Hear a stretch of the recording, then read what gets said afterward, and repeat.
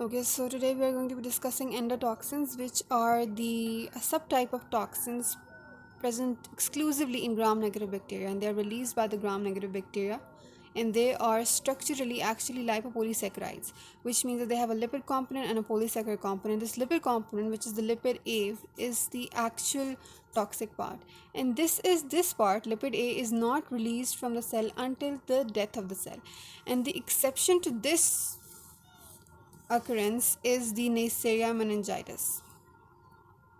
Okay, this Nasseria meningitis, they basically it overproduces this lipopolysaccharide, and from here you can actually get a clinical vignette that there is a patient who is presenting with, let's say, nuchal rigidity and all those signs of meningitis. I'm just going to write them as meningismus. Okay, all those signs, meningismus is present on clinical examination and everything, and you feel like he is going into septic shock. So this is basically, and he is also having purpuric rashes all over his body. So this is a telltale scenario of Neisseria. Now, what is the cause of his septic shock? Okay, what is causing septic shock in this patient? He is vitally unstable going into septic shock. The answer would be lipopolysaccharide. They will be giving you options like fever or capillary fragility, like random options, and you have to choose the endotoxin, which is a lipopolysaccharide. Okay, so what do they actually do? The thing is that these lipopolysaccharides, they are heat stable and they cannot be, altered. So why is this a problem?